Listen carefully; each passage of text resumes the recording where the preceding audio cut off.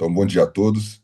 Dando sequência ao nosso programa de cardiologia, de residência de cardiologia baseada em evidência, que até o ano passado a gente tem um programa oficial nosso todas as sextas-feiras, 7h30, e esse ano a gente, conversando com a Flávia, a gente resolveu criar um clube de revista, que é fundamental que vocês aprendam a ter esse letramento de entender a pesquisa clínica, entender como é publicado. O ACC agora foi uma aula de como conclusões incorretas podem mudar a nossa prática clínica, então assim, a gente tem que tomar muito cuidado com o que a gente lê. E a nossa missão como Sociedade Mineira de Cardiologia é educação médica continuada e uma educação médica ampla para que vocês consigam realmente, no dia a dia de vocês pós-residência, saibam como se atualizar e como não ser enganados por conclusões incorretas. Nós queremos agradecer muito ao professor Álvaro por estar aqui presente. Ele que é uma figura carimbada no nosso congresso, então todo ano é uma honra ter ele com a gente. Eu vou passar a palavra para a Flavinha para apresentá-lo de forma mais correta. Então, bom dia, pessoal. É uma honra ter o professor Álvaro Vezum aqui conosco, de origens mineiras, né, professor? Eu vi que o senhor não nasceu em Minas, mas a faculdade foi feita aqui no Triângulo, né, perto da capital, Uberlândia, mas foi feita em Uberaba. Então, muito nos honra saber das suas origens aqui na escola, na faculdade de medicina, na residência e depois em São Paulo. O professor Álvaro é livre docente, doutor pela Faculdade de Medicina da USP, um dos maiores índices H desse Brasil, e vocês, residentes, vão estudar e saber o que que eu quero dizer com isso. Uma das maiores produções, um gênio científico, foi nosso líder, foi a pessoa que trouxe para a minha vida aquela aula da semana passada que eu dei para vocês, que até hoje eu falo nela com muito orgulho, porque a gente embasou cientificamente as nossas questões científicas a partir do momento que a gente aprendeu a interpretar os artigos que nos eram apresentados.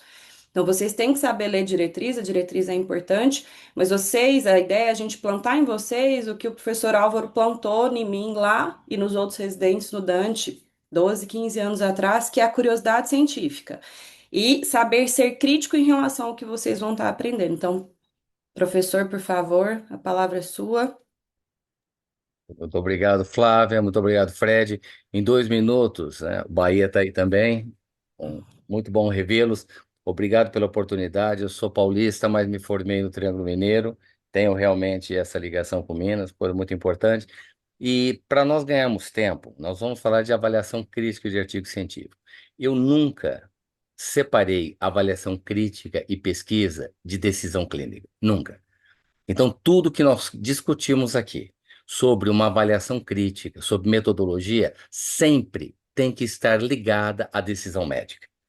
Portanto, tudo que tem em pesquisa tem a ver com decisão médica. O médico que faz pesquisa, ele também deve ter a sua experiência clínica para poder entender como eu implemento resultados de pesquisa e, pela minha prática clínica, como eu posso levantar novas questões científicas.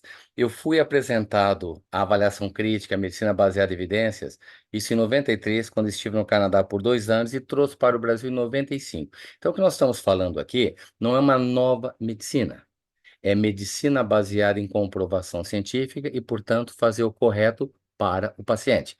Não é uma nova, não tem uma opção, essa ou aquela. Você avaliar a validade de uma informação para implementar na prática clínica, no final das contas, é boa prática médica. Perfeito. Eu escolhi, claro que arbitrário, falei com a Flávia, sobre o estudo Compass, um estudo que eu ajudei a escrever, estou na publicação, comitê diretivo, já tem muitos anos que ele foi publicado, é um estudo modificador da prática clínica. Então, nós vamos fazer avaliação crítica, mas eu estou trazendo novamente para vocês do método à prática clínica, mostrando que não há dicotomização da metodologia com a tomada de decisão dentro da prática clínica. Esta é uma informação importante, né, sobre declaração de conflito de interesse, está aí para vocês verem. E eu trago, no primeiro slide, para entender, ao longo de 35 anos de carreira, o que nós fizemos e onde entra a avaliação crítica. Nós começamos da esquerda para a direita, de baixo para cima, tá? em 89 com o Large Simple Trial, junto com Oxford, trabalhando em pesquisa dentro do Brasil e da América do Sul, colaborativa, por meio de levantar uma questão científica relevante, uma condição clínica muito prevalente, infarto agudo do miocárdio, avaliando o desfecho mais importante, que é a mortalidade, por meio de coleta de informações simplificada. A partir daí, houve a justificativa e a necessidade de um treinamento formal. Fomos para o Canadá, trouxemos para o Brasil medicina baseada em evidências e nós vamos comentar com vocês a tríade da evidência científica, que é validade, importância e aplicabilidade. Mas nós conduzimos, na sequência, implementação do conhecimento, busca de determinantes de adoecimento, nos últimos 10 anos, entendendo um novo fator de risco, um novo preditor, como espiritualidade. Temos que cada vez mais contemplar na decisão clínica e na avaliação crítica a inteligência artificial, e eu trago um conceito também de longevitalidade. Mas vamos então entender um pouquinho da totalidade da evidência de determinantes de adoecimento para entrarmos no estudo Compass. O Brasil é o círculo do meio. 42% das causas de mortalidade são cardiovasculares e 30% câncer. Portanto, tudo que avaliarmos neste momento da doença cardiovascular ainda tem sim um ônus importante, varia de região para região, cidade para cidade. Algumas já têm a transição com câncer sendo a causa número um, mas no geral no Brasil, doença cardiovascular ainda é a principal causa de mortalidade. Avaliamos no mundo 10 fatores, 12 fatores responsáveis por 70% dos casos de infarto, AVC e insuficiência cardíaca no mundo. E avaliamos também 12 fatores responsáveis pela mortalidade precoce no mundo. 70% dos eventos cardiovasculares e 70% da morte precoce no mundo tem 12 fatores de risco que são passíveis de identificação e de modificação. Mas avaliamos também na América do Sul e no Brasil. Então vejam, se nós quisermos reduzir 70% de todos os infartos, AVCs, insuficiência cardíaca, nós temos aqui 70% destes eventos estão distribuídos em 10 fatores de risco. Morte precoce, que a gente não consegue evitar a morte, mas conseguimos reagendá-la, conseguimos um late checkout. 70% das causas de morte precoce em nosso país, elas têm 10 fatores de risco que são responsáveis pelas mesmas. Então vejam que o que nós precisamos hoje é de implementação de conhecimento existente, muito mais do que geração de novas evidências. Quando falamos em avaliação crítica de um artigo científico, antes de qualquer artigo, antes de qualquer condição médica, pensem sempre nessas questões que ao longo de 30 anos nós temos falado de maneira repetida. O resultado de um estudo clínico, sempre, pela avaliação crítica, ele deve ser sólido, robusto e confiável. A avaliação crítica de vocês é que avalia a solidez, a robustez e a confiabilidade. Deve ter poder estatístico suficiente, que é a chance de mostrar uma diferença quando ela está presente. Os desfechos clinicamente relevantes, óbito, infarto e AVC dentro da a cardiologia. Resultados clinicamente relevantes. O NNT, eu não posso tratar muitos pacientes para prevenir um evento. Consistência de resultados nos diversos subgrupos avaliados. Benefício clínico, que é quando você contextualiza eficácia com segurança, não avaliar isoladamente eficácia. E por fim, e não menos importante, a elegibilidade do estudo deve sim refletir a nossa prática clínica e não ter critérios de inclusão e de exclusão tão difíceis que você mal encontra o paciente. Outro ponto importante, essa foi quase que uma revolução na cardiologia, em outras áreas gradativamente está acontecendo, é nós encerrarmos o ciclo de interpretar benefício quando ele ainda não existe. O desfecho substituto é uma promessa, não é uma confirmação.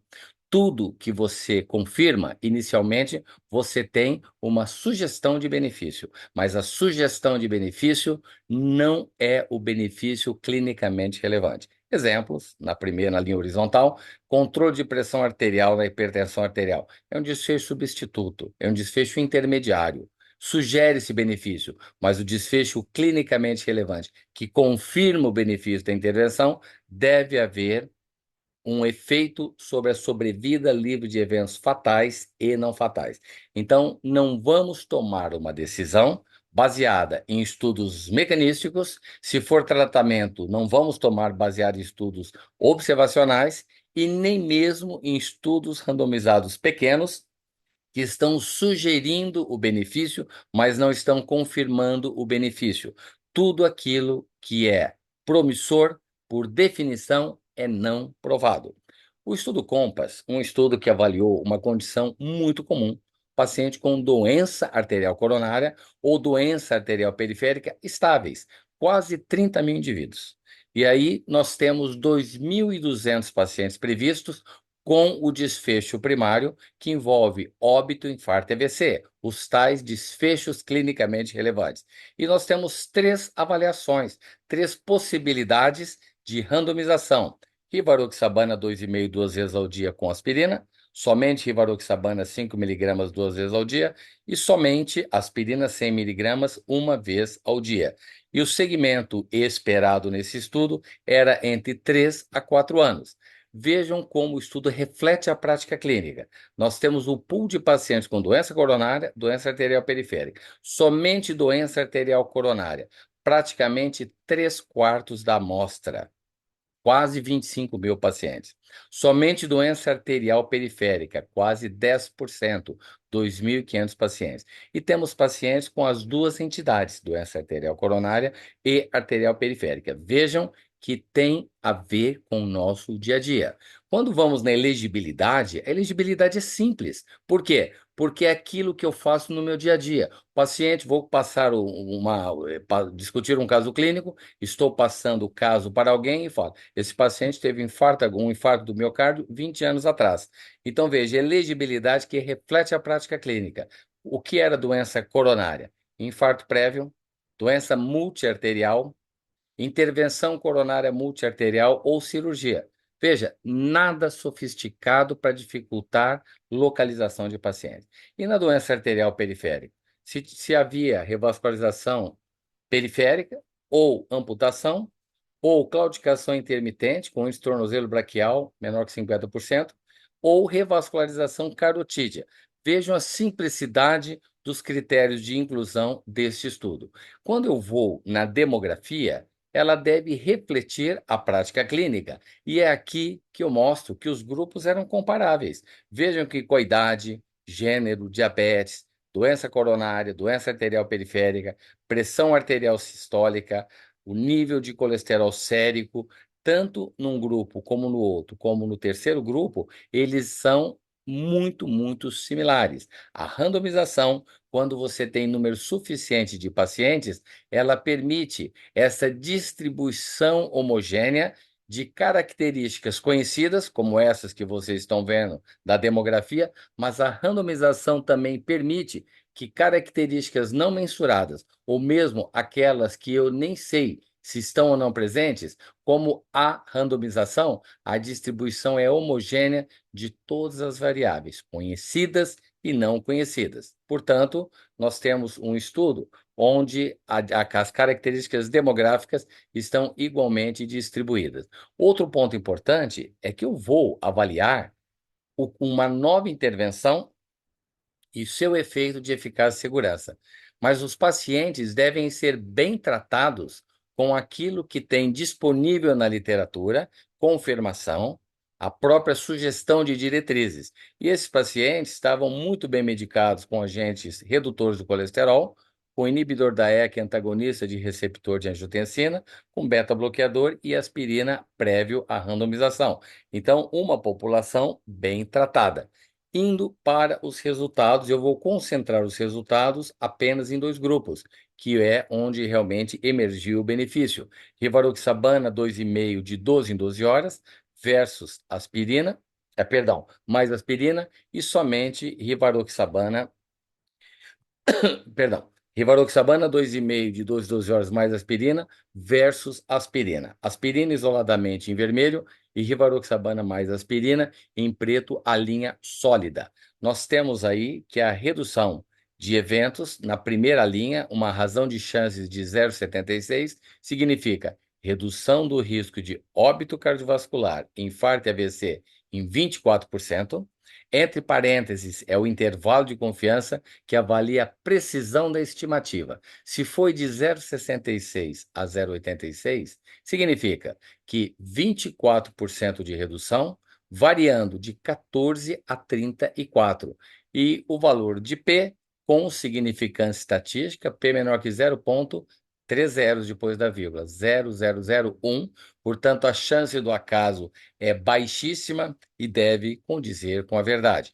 Então, redução de 24% na taxa de eventos clinicamente relevantes, com significância estatística, e durante um período de segmento de aproximadamente 30 meses, o número necessário para tratar, NNT, certamente vocês já tiveram outra aula, é de 77. Ou seja, eu trato 77 pacientes durante 30 meses com rivaroxabana mais aspirina, em comparação com aspirina, para prevenir um evento, seja ele infarto, AVC ou óbito cardiovascular, desmembrando os desfechos. Isto é exploratório.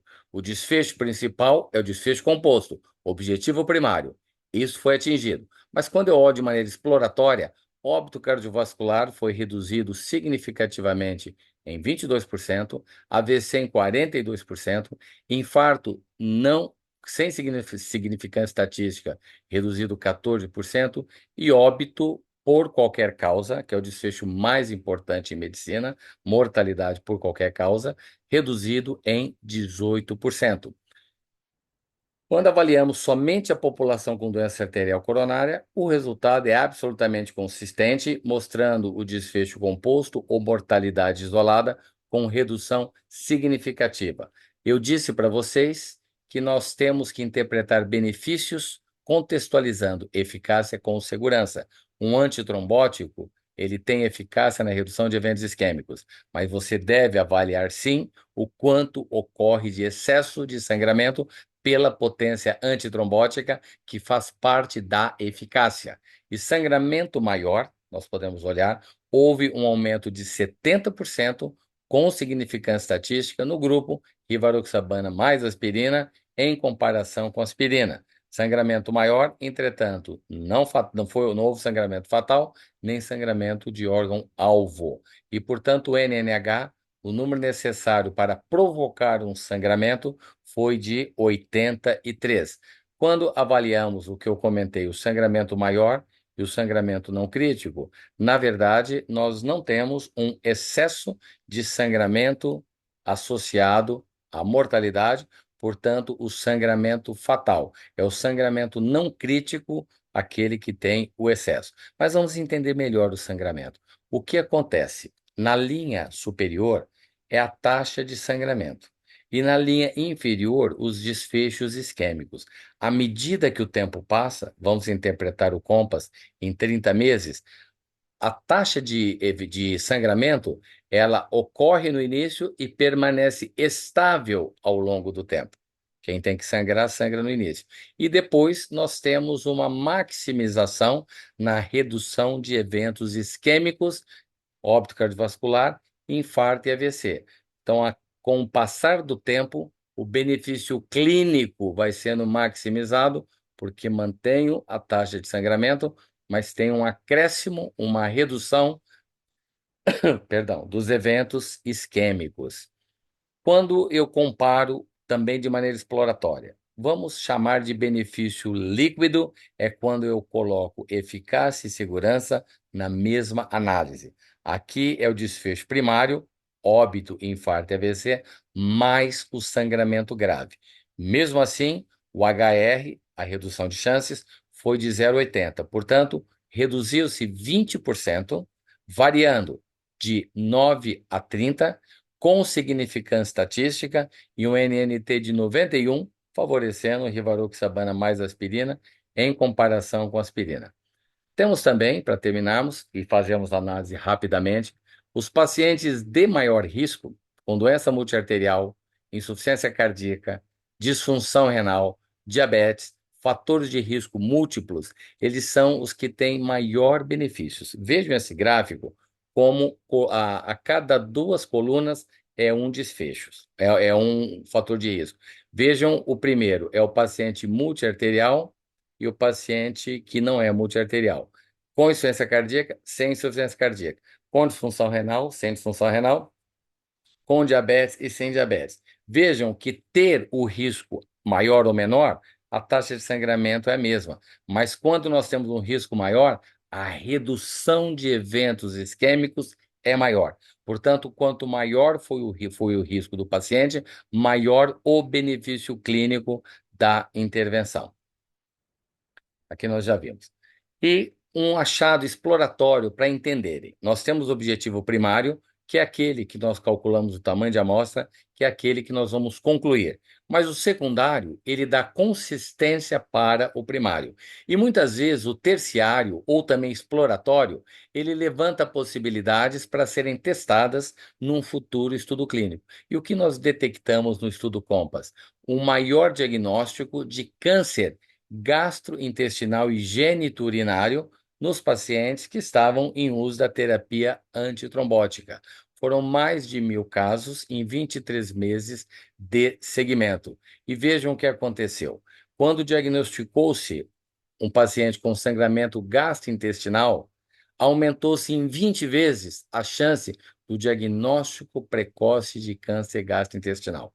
Quando ocorreu o sangramento geniturinário, aumentou em 32 vezes o diagnóstico precoce de câncer geniturinário. Ninguém está propondo que nós devemos agora dar antitrombóticos para diagnosticar câncer, mas mostrando que o diagnóstico de câncer ele foi antecipado como um achado exploratório, mas nós não temos dados ainda se isso impactou em mortalidade. Em conclusão, para a prática clínica, nós temos que pacientes com doença arterial coronária ou doença arterial periférica crônicas, rivaroxabana associada à aspirina, comparado com aspirina isoladamente, reduziu morte, infarto e AVC em aproximadamente 25%, reduziu desfechos em membros inferiores, que é o desfecho que envolve amputação, revascularização, trombólise, em aproximadamente 50%, aumentou o sangramento maior, sem aumento significativo no sangramento fatal ou em órgãos críticos,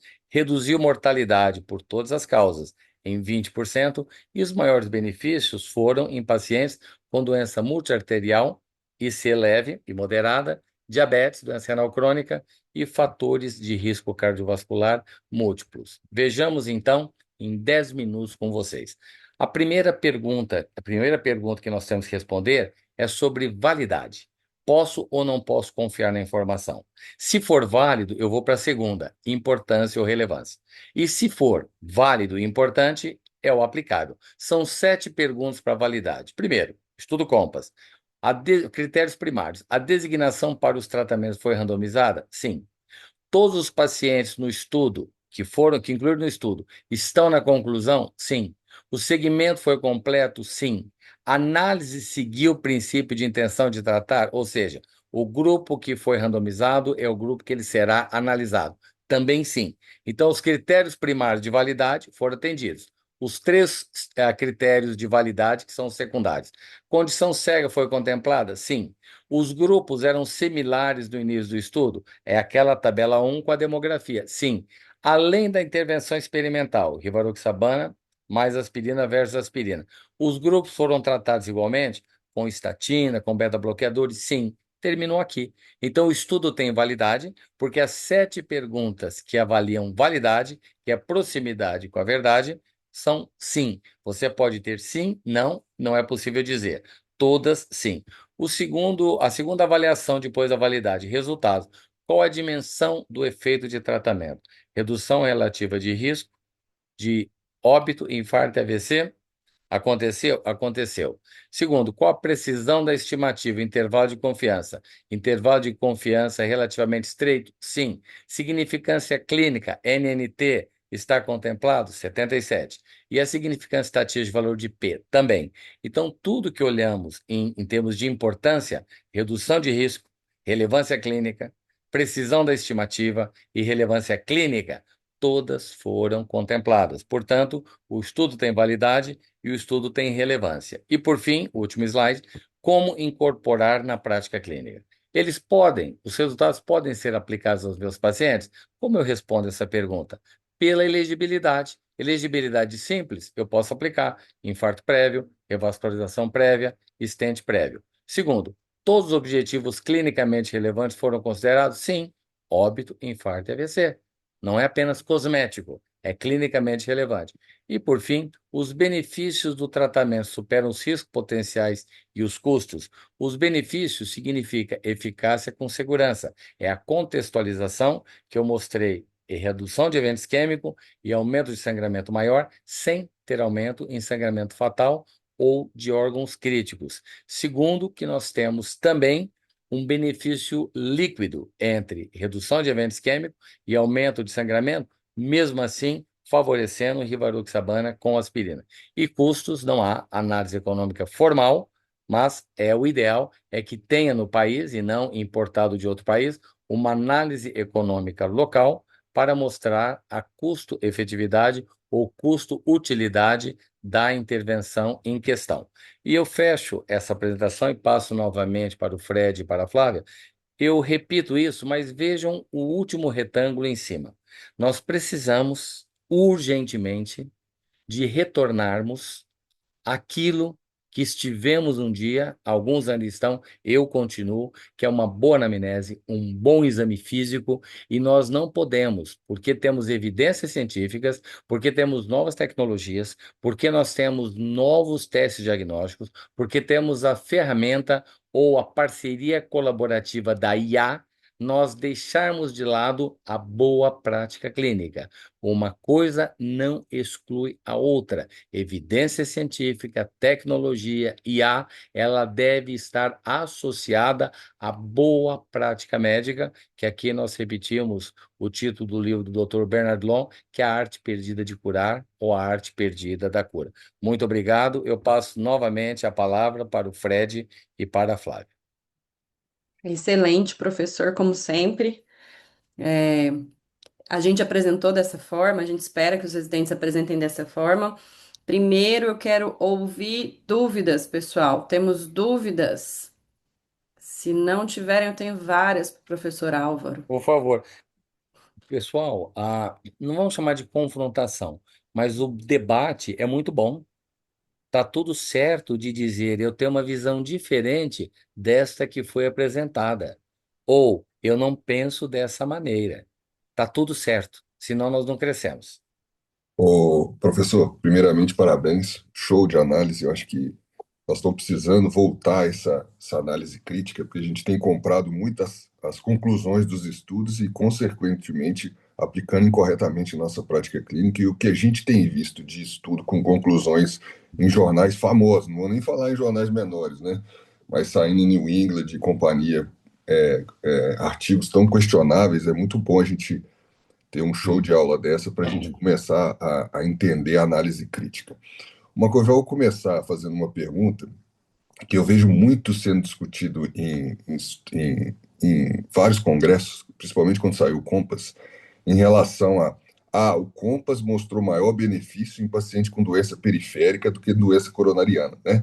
Eles tiram uma análise de subgrupo e criaram uma versão de que o Compass mostrou muito mais benefício em doença periférica do que em doença coronariana. Então, eu queria dois comentários do senhor. Primeiro, em relação a essa afirmação, e segundo, Uhum. sobre a análise de subgrupos. Perfeito. Ô, Fred, eu vou fazer o comentário das duas e vou aproveitar o teu comentário inicial e jogar um terceiro. A primeira coisa não é correto nós pegarmos o estudo e falar o benefício foi maior no grupo doença arterial periférica. O que nós queremos? A intervenção funciona no cenário global. Doença arterial coronária e arterial periférica? Sim. Essa é a mensagem. Agora, se você falar, tem plausibilidade para ter alguma magnificação do benefício na doença arterial periférica? Tem, porque em geral é uma população menos bem tratada. Então, em geral, é uma população que tem menos estatina, eventualmente tem menos controle do diabetes. Então, tudo isso vai facilitar uma magnificação da intervenção, em tese. Então, assim, é possível? Claro que é. É isso que o estudo mostrou? Não, não está escrito isso.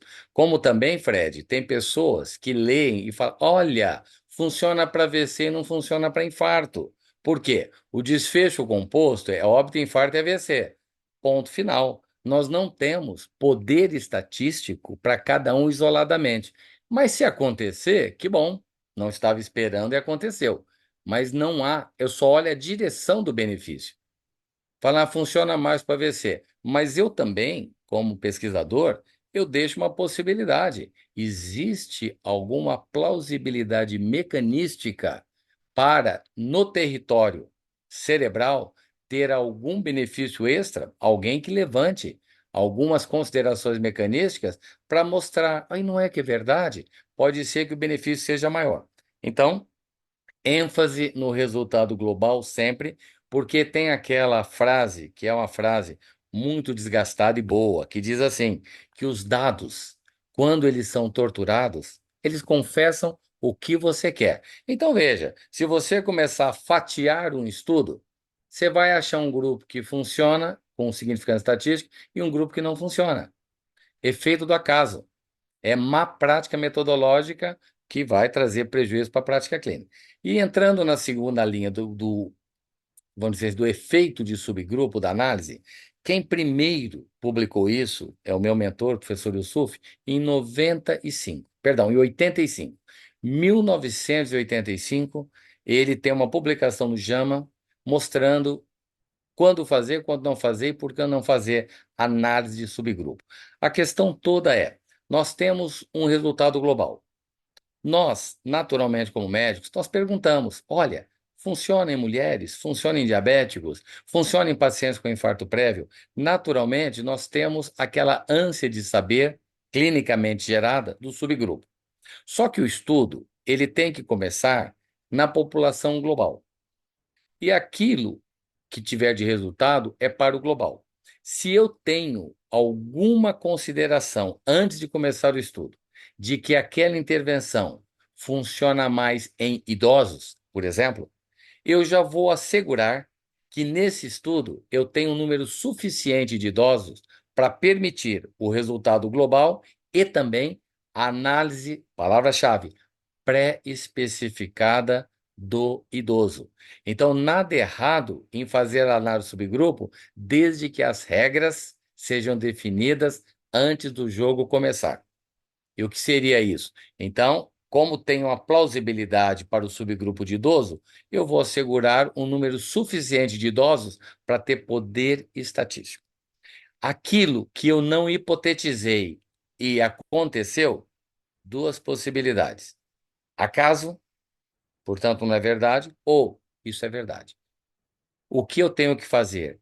Testar prospectivamente com um número suficiente de pacientes. E tem também, né, Fred, vamos brincar, um manual de fazer a coisa errada. Quanto mais análises de subgrupo você fizer, maior a chance de achar um subgrupo que tem significância estatística. Então, cautela, cautela, e tem uma frase do Richard Pito muito boa, que já tem 40 anos essa frase, que ele disse uma vez num evento, que pior do que fazer análise de subgrupo é acreditar nos resultados oriundos dela, né? Então, é isso. Excelente, professor. Letícia, você quer fazer uma pergunta? Era mais nessa parte mesmo, que a gente vê na prática clínica usar muito para dar UP e nos nossos pacientes coronariopatas, que eu vi que o estudo, inclusive a maior porcentagem de doentes é a parte coronariana mesmo, mais do que de da OP. Eu queria saber mais da prática clínica sua, assim, vocês de fato usam mais para dar OP, igual foi discutido, também usam para a doença coronariana. E outra coisa que eu fiquei pensando é no risco de sangramento, que o risco acaba que aumentou bastante. A gente tem que calcular o Hasbled, por mais que não contraindique, a gente vai usar a pontuação do Hasbled para poder pensar no uso da dupla. Letícia, eu peguei um pouco, estava meio metalizada a sua voz, eu não sei se eu ouvi tudo, mas vamos lá. Se eu não respondi o que você perguntou, pergunte de novo, tá? Primeiro, né, nós temos aqui duas populações, doença coronária e doença arterial periférica. as duas populações, e não é pouco, hein? Temos 2.500 pacientes somente com doença arterial periférica e temos quase 5.000 que têm a doença arterial periférica com ou sem doença arterial coronária. Um dos maiores estudos em doença arterial periférica já realizados. Então, o dado ele é robusto o suficiente como uma intervenção que tem aplicabilidade, a indicação tanto para coronária como doença arterial periférica? Sim, né? Quanto a isso, nós não temos nenhuma reserva a considerar. Quanto ao sangramento, é interessante que, por mais que as pesquisas busquem antitrombóticos que mantenham atividade antitrombótica de eficácia, sem incorrer numa atividade antitrombótica de sangramento.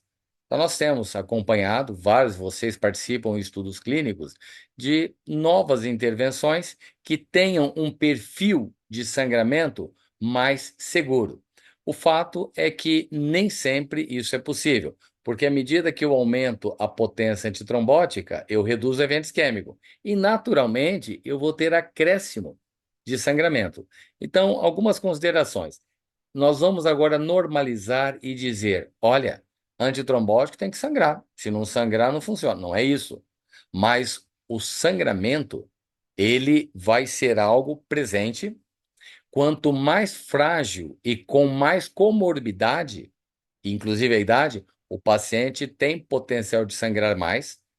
E aí, para o estudo COMPASS, nós não precisamos de score de risco para indicar. O estudo não fez isso. Eu fico impressionado, e não com o seu comentário, viu, Letícia? Como as pessoas criam um novo estudo em cima do estudo que foi publicado. Se fosse necessário para escolher a estratégia nessa população, um score de risco para avaliar sangramento, ele teria sido feito. Ele não foi por quê? Porque o estudo bem feito tem que refletir a prática clínica. Agora, se alguém fala assim, olha, eu gostaria de ter uma consideração a mais do meu paciente, porque simplesmente, de maneira subjetiva, olhar e ter uma noção se vai sangrar mais ou menos, realmente deixar isso para o lado subjetivo não é adequado. Então, você até pode aplicar o score de risco para ter uma noção. Se o seu paciente é um paciente com potencial muito, muito alto de sangramento, é uma consideração que você pode fazer de rever se ele deve ou não receber o tratamento do COMPASS. O estudo nunca mostrou isso, mas é boa prática clínica você não incluir pacientes que têm potencial muito, muito alto de sangramento. E já é uma Bom, ideia legal, ó, Letícia, aproveitando aí, você entrar em contato com o professor Álvaro, com o seu orientador, para o seu trabalho de conclusão, você avaliar os dados de sangramento e desenvolver um score. Porque a gente usa o DOAC Score, né? Então, lembrando, eu mandei para vocês no grupo, a gente tem DOAC Score hoje em dia, né? Foi publicado em 2023. E a gente tem DOAC Score para fibrilação atrial. Como que foi feito o DOAC Score? Vamos pegar os estudos todos, analisar os dados desses estudos e ver quais foram os fatores preditores de sangramento e criar uma ferramenta para isso. Então, olhem como na discussão a gente consegue ter ideias, inclusive para as teses de Claro. vocês, para os trabalhos de conclusão, né, professor? Bahia, sua dúvida. Flávio, deixa eu só antes do Bahia falar, e eu acho que é interessante a pergunta da Letícia, assim, e eu vejo muito pessoas discutindo risco de sangramento e falando assim, talvez eu não vou anticoagular esse paciente por causa do risco de sangramento. Lembrar que talvez o maior benefício de você fazer um score é você tentar reduzi-lo. Então, assim, muitas vezes o risco do score é uma hipertensão descontrolada. Se você controla bem a pressão Claro. arterial, o paciente reduz o risco de sangramento. Então, talvez o score, mais do que contraindicar a anticoagulação, ele nos permite, em alguns fatores de risco, reduzi-lo se a gente corrigir isso adequadamente. Bahia. Perfeito. Perfeito. Professor Alvo, parabéns mais uma vez, assim, com alegria para a gente escutá-lo falar e aprender tanto, né? Para a gente da Mineira aqui, é muito bom tê-lo conosco sempre, inclusive na próxima sexta, se Obrigado. Deus quiser, né? É, eu queria escutar dois comentários do senhor a respeito disso. Qual que é a sua opinião sobre a gente tanto subutilizar o esquema de trombose, que está muito bem cimentado no conto, especialmente na população de maior risco, né? Com benefício líquido alto, isso é inércia terapêutica, e isso é uma coisa que a gente já tem que sedimentar na cabeça dos residentes, né, para a gente evitar a inércia terapêutica. E o segundo é, senhor, eu acho que a gente já tem um cenário que requer a gente ter um estudo nos modelos do COMPASS, testando como o antiplaquetário, o clopidogrel na síndrome coronariana crônica, junto com o DOAC. Obrigado. Tá bom. Obrigado, Bahia. Obrigado pelos comentários aí. Esse é um ponto que é importante os residentes terem em mente, que nós nos tornamos bons geradores de evidências, condução de pesquisa, publicações, ou seja, é importante geração de conhecimento. Houve uma época que nós não tomávamos a decisão porque não tinha confirmação de evidência científica. Mas o que nós estamos tendo hoje é uma pletora de informação científica. E aí, você pode dar o nome que quiser: inércia, falta de familiaridade com o conhecimento, mil justificativas. Em geral, essas justificativas dificultam a implementação na prática clínica. Então, qual o problema global hoje, e o Brasil não é diferente? É falta de implementação na prática clínica da evidência científica. Apenas como um exercício, eu não estou propondo. Se nós pararmos a pesquisa por 10 anos, ninguém faz pesquisa mais, e nós vamos cuidar em 10 anos de implementar tudo que foi feito até hoje. De longe, a gente salvaria muito mais vidas e reduziríamos muito mais o ônus da doença cardiovascular. Então, o que que é ciência? Ciência é o benefício canalizado para a população. Ciência é quando o benefício atinge a população. Publicar New England, publicar Lancet, que muitas vezes a gente tem, isso daí é um bom começo. Por quê? Porque continua distante do paciente.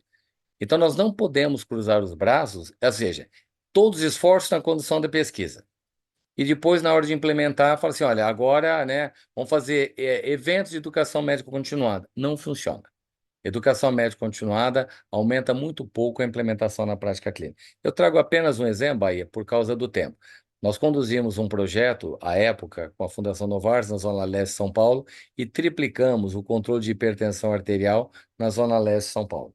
Isso foi implementação de diretriz na prática clínica. O que que teve de diferente? Nós co-criamos com a população, vou repetir para vocês, é co-criação junto com a população.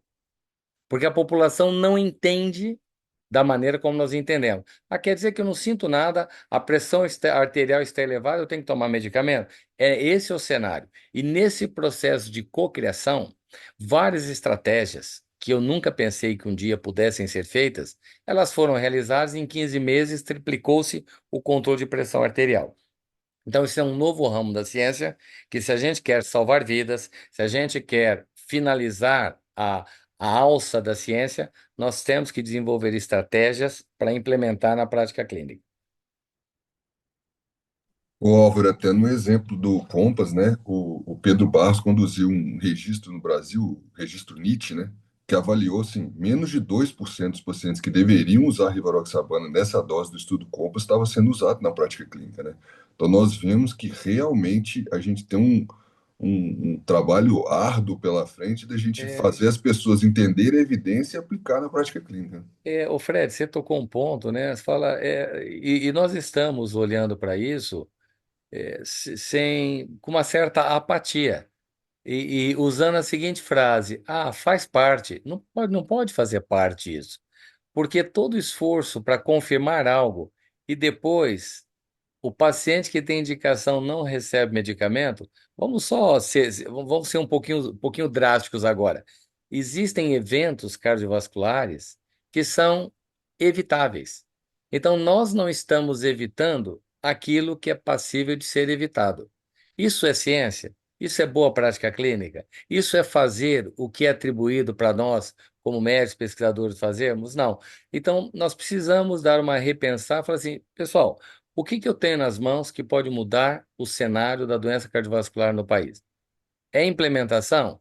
Se alguém dedicar os próximos 10 anos da vida só para controlar a pressão arterial no Brasil, essa pessoa está fazendo uma das coisas mais importantes de toda a história do país, pelo seguinte: que o fator número um associado com evento cardiovascular na América do Sul é a hipertensão arterial. E o segundo associado com morte precoce também é a hipertensão arterial. Que tal eu prolongar a expectativa da população e evitar eventos cardiovasculares na população sem nada sofisticado. Parar de ficar sendo levado por novas ideias, novos fatores, mecanismos. Controla a pressão, pelo amor de Deus. Controla o perfil lipídico. Então, assim, nós estamos ficando, eu diria, vou falar talvez um pouco mais duro, nós temos uma responsabilidade muito séria de olharmos a evidência, não implementarmos, ficarmos buscando coisas novas e relevantes, repito, novas e relevantes clinicamente falando, e esquecendo o que muda a história natural da população, porque não tem sex appeal. Ah, controlar a pressão arterial? Ah, é justamente controlar a pressão arterial. É o que nós não estamos fazendo. Excelente, professor. Mais alguma dúvida, pessoal? Tem essa questão do paradoxo, só para fechar rapidinho, professor. Tivemos o paradoxo do câncer no Pegasus, no DAPT-Score e no COMPASS. Nesses desenhos de estudo, né, tem sido muito legal ver o diagnóstico precoce, porque eles sangram porque eles estavam anticoagulados. Uhum. O senhor acha que a gente deveria ter usado mais essa ferramenta pré-especificada, essa análise de neoplasia como evento adverso, para que a gente pudesse fazer um racional sobre isso em estudos de anticoagulação, antiagregação, nos novos estudos que É. estão vindo agora, os anti-11A e por aí vai? Flávia, eu vou aproveitar a sua pergunta e vou responder indo um pouco além. A pergunta poderia ser assim: como é que eu avalio, na prática clínica em pesquisa, benefício para o paciente? Porque nós estamos discutindo aqui redução de infarto, AVC e mortalidade cardiovascular. Está correto. Mas vamos agora, todos nós aqui, vamos nos colocar num cenário que nós somos o paciente. O que que eu espero de benefício de uma intervenção, tá? E dentro disso, eu tenho trabalhado com um conceito, né, de longevitalidade, que eu estou trazendo a seguinte concepção. O que que eu preciso, o que que eu deveria na pesquisa e na prática? Primeiro, aumentar a expectativa de vida. Segundo, reduzir eventos cardiovasculares. Terceiro, reduzir câncer. Juntos. Quarto, manter a autonomia, que é força muscular, que é preditor independente. Quinto, reduzir o declínio cognitivo, tem que estar junto. E por fim, para não ficar muita coisa, os desfechos confirmadamente benéficos de espiritualidade, como compaixão, disposição ao perdão, altruísmo. Então, esse combo me interessa. Por quê? Quer dizer que eu vivo mais, tenho menos evento cardiovascular, menos câncer, mantenho a minha autonomia. Declínio cognitivo eu estou controlando, que boa parte tem a redução da ocorrência, e também desfecho de espiritualidade. Então, precisa de repensar como que eu avalio em pesquisa e como eu avalio na prática clínica benefício para o paciente. Não adianta, eu vou intervir de uma maneira e de outra eu não atendo o paciente. Alguém vai dizer, mas você acha que tem uma única intervenção que atue sobre tudo isso? Claro que não, mas boa parte dos fatores de risco para infarto, para AVC, para morte, para declínio cognitivo são os mesmos. E para câncer também, boa parte. Então, acho que vale a pena a gente sair desse mesmismo de falar, eu só estou avaliando nessa direção. Eu preciso de ter um desfecho mais abrangente que seja condizente com benefício mais, assim, mais claro para o paciente, e não só a redução do evento. Perfeito. Fechamento maravilhoso. Pessoal, pelo adiantar da hora, a gente já vai encerrar. Professor, agradeço imensamente, Obrigado, indescritível que Flávia. vivenciamos hoje aqui. Espero que vocês tenham saído com mais dúvidas. Com certeza a gente saiu com muitas dúvidas aqui hoje, que tenham saído incomodados quanto à questão de inércia terapêutica, preocupação, de tratar o paciente de uma forma integral, de entender que a gente tem que ir além de desfechos clínicos, de eficácia, de segurança, temos que pensar em espiritualidade, temos que pensar em capacidade para esses pacientes. Isso é o tripé da medicina baseada em evidência, né? Então, as preferências do paciente estão no tripé e a gente tem que lembrar e tem que cuidar dele. Muito obrigado, professor Fred. Obrigado, Flávia, Fred, obrigado, Bahia, e todos vocês. Bom dia, pessoal. Começamos com o pé direito a semana. Vamos seguindo em frente. Sexta-feira tem mais aí com vocês. Bom dia. Obrigado, professor. Até mais, gente. Tchau. Tchau, Tchau. tchau.